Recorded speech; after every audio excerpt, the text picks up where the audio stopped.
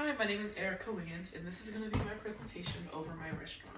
My restaurant's name is going to be called the Harlem Renaissance. So Lubbock, Texas is where I'm going to have my restaurant. I enjoy the idea of having this restaurant in a local setting. This is something that hasn't been done here before. The concept of my restaurant is going to be in the era of before the Great Depression and during the Great Depression. This is officially called the Harlem Renaissance. And I enjoy this time because I feel like a lot of times when we talk about the Great Depression, we don't too often talk about the Harlem Renaissance, so I feel like it would be something interesting. The service style that I'm going to have with this restaurant is going to be a family style. I like this idea because it's gonna have a slower pace to it than a fast food restaurant. And being this way, I like this idea because families can serve themselves, so we'll just have a great platter and they can choose in between the foods and they'll be able to serve themselves. More information, my mission statement is a family-centered learning experience that will leave you with more than just a full belly. My target market, I chose the target market of middle to upper class families. I like this market segment because these families don't have to worry about spending too much money or having to cut less or behind, and they can actually take the time and sit down and enjoy a meal. Being that I want this to have a longer sitting time, so that they'll allow the wait staff to observe more. My competitive advantages will be, it will have a strong connection to community. Being that it is speaking of a certain community, people will feel welcome and they can come and learn about themselves. And also another advantage is you're learning while you're eating. And most of the time when you have these restaurants, they're medieval, that's their theme, and they have people who dress up, and it's essentially a play while you eat. This one is slightly different. So my organizational structure is going to be a sole proprietorship. I really don't have the desire to branch out and have different restaurants in different places. I feel like a local single location will be pretty good for this one. The key personnels that I have with my restaurant are going to be general manager, training manager, and a marketing manager. Most of the time in small restaurants, it's gonna usually be the general manager and some subordinate managers. But I feel like if we have all these key players, that it will make my business that much more successful. This right here, I know it's kind of hard to see on the TV being that it has a white background. It's gonna be my menu. So with the menu, I chose this background because it reminds me of this area. This was around the 1918s to the 1930s. So there's a lot of gold trim. There's like not that many colors, but it's a very nice setting. And so with our appetizers, we have our fried mushrooms. These are essentially just mushrooms scooped out with a stuffing inside.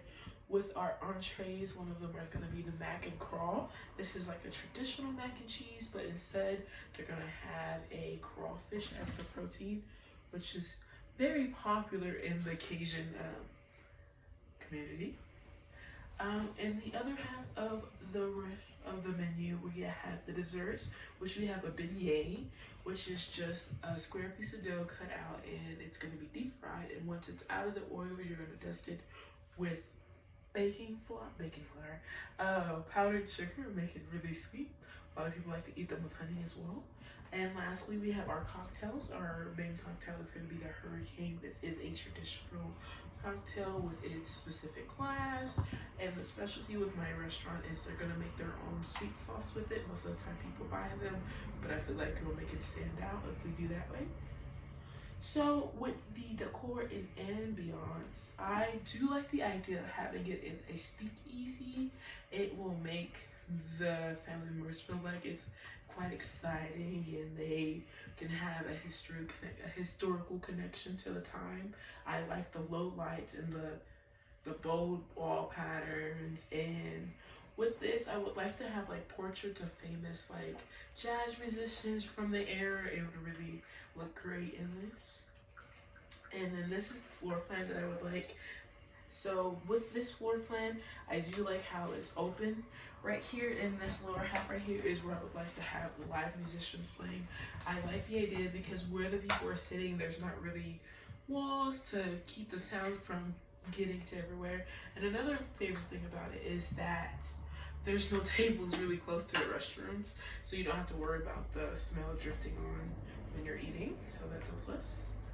So financial projections during the first year, being that our average ticket price is going to be around about $60 per bill, so that is going to give us about $698,647.04. The food costs are going to be split into two. We got the food, which is going to be about 30%. This is going to be maintaining inventory, making sure we have everything that is going to be needed when we are serving.